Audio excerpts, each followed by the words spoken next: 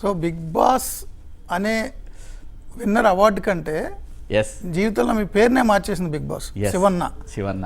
So ఇది ఎక్కువ మీకు ఆనందాన్ని ఇచ్చారు. చాలా చాలా ఆ పేరు ఆ బిగ్ బాస్కి వచ్చే దానికంటే కూడా ఆ ప్రైజ్ మనీ, ఆ ప్రైజ్, ఆ మొమెంటో కన్నా కూడా శివన్న అనే పేరు. మొమెంటో ఎప్పుడన్నా ఇంట్లో చూస్తే కనపడుద్ది, లేదంటే డబ్బులు అవసరాలకు ఉపయోగపడతాయి. కానీ శివన్న అనే పేరు ఒకటి చిరస్థాయిగా నిలిచిపోయిందంటే దాన్ని మించి ఏముంటుంది మూర్తి గారు గెలవడం. బిగ్ బాస్లోకి వెళ్ళాలని మీకు ఎందుకు అనిపించింది? మామూలుగా మీ వ్యక్తిత్వాన్ని చూస్తే ఆ బిగ్ బాస్ హౌస్లో సెట్ అవుతారు, అదంతా రియాలిటీ అయినా స్క్రిప్టెడ్ అని రకరకాల పేర్లు వచ్చినాయి గతంలో.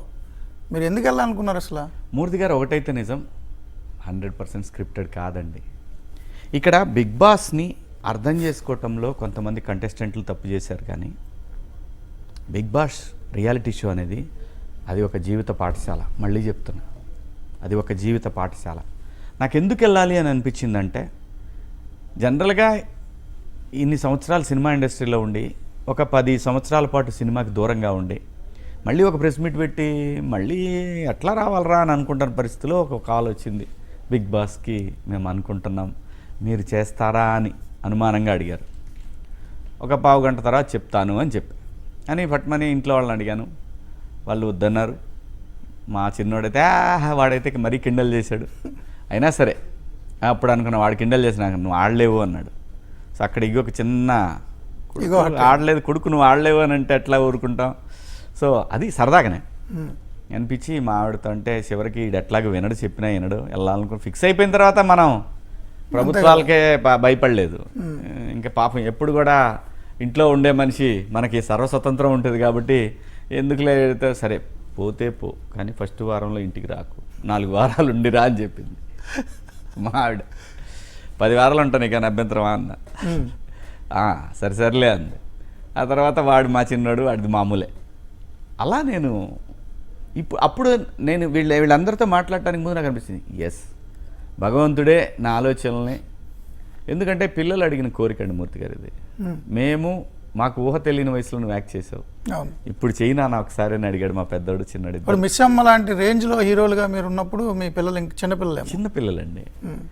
సో వాళ్ళకి ఇక నాకు అనిపించింది, వాళ్ళు చెప్పలేక చెప్పారు, ఎట్లరా ప్రెస్ మీట్ పెట్టలేను, ఎక్కడో చిన్న ఇది ఉంటుంది, ఇన్ని సినిమాలు చేసినా కూడా నేను ప్రెస్ మీట్ పెట్టాలా, నేను మళ్ళీ చేస్తాను అని అడగాల, నా దగ్గర టాలెంట్ ఉంటే వస్తారు కదా అని అనుకున్నా. ఆ సందర్భంలో వచ్చిందే బిగ్ బాస్. నాకు తెలుసు భగవంతుడే పంపించాడు ఇది. నేను ఎప్పుడు ఒక బాధలో ఉండేవాడిని మూర్తి గారు, ఏంట్రా ఇది, నాకు వచ్చిన దాన్ని నేను నలుగురితో పంచుకున్నాను, నా చుట్టూ ఉన్న వాళ్ళతో ప్రత్యక్షంగా కానీ పరోక్షంగా కానీ అందరితో పంచుకున్నాను. నాకు ఇది ఎందుకు దూరం అవుతుంది అని చాలా బాధపడేవాడిని మూర్తి గారు. నేను ఎందుకు జనం నన్ను ఎందుకు రిసీవ్ చేసుకోవట్లేదు అని నేను బాధపడేవాడిని మూర్తి గారు. వాటన్నిటికీ దేవుడిని ఎప్పుడు అడిగేవాడిని, ఏంటి నాలో లోపం ఏంటి, నేనేం తప్పు చేస్తున్నాను, ప్రొడ్యూసర్ డబ్బులు ఇచ్చినా ఇగిపోయినా, అయ్యా మనం బయట పని చేస్తే మనకి ఎంత డబ్బులు వస్తాయని ఆలోచించుకొని, ప్రొడ్యూసర్ కష్టపడి సినిమా తీస్తున్నాడు, ఎంత ఇస్తే అంత, సరే అన్న నాకు కథ ఉంది, నేను డైరెక్టర్ అవ్వాలనుకుంటున్నానని ఎవరు వచ్చినా, లేదు ఫెయిల్యూర్ అయిన డైరెక్టర్లు వచ్చి నా దగ్గరకు వచ్చి నాతో ట్రావెల్ అయిన తర్వాత వాళ్ళని కూడా మళ్ళీ డైరెక్టర్లుగా వాళ్ళకి లైమ్ లైట్ వచ్చింది, భగవంతుడు ఇచ్చాడు, నేను ఇవ్వాల. అలా నాకు వచ్చిన దాన్ని పంచుకున్నాను. నేను ఎందుకయ్యా నాకంటూ ఓ రోజు ఇవ్వవా నువ్వు, ఇంతేనా ఈ జన్మ అని అనుకునేవాడిని. దానికి భగవంతుడే పంపాడేమోలే, వెళ్దాం చూద్దాం. బిగ్ బాస్ రియాలిటీ షో నేను కూడా ఎప్పుడు చూడలేదు మూర్తి గారు. లాస్ట్ సీజన్ మాత్రం నాగార్జున బాబు గారికి చూసేవాడిని. చూసినప్పుడు చాలా ఏమైంది దీంట్లో ఏముంది, తప్పు చేస్తేనే కదా తిడతారు, వెళ్దాం అని ఫిక్స్ అయిపోయి వెళ్ళాము.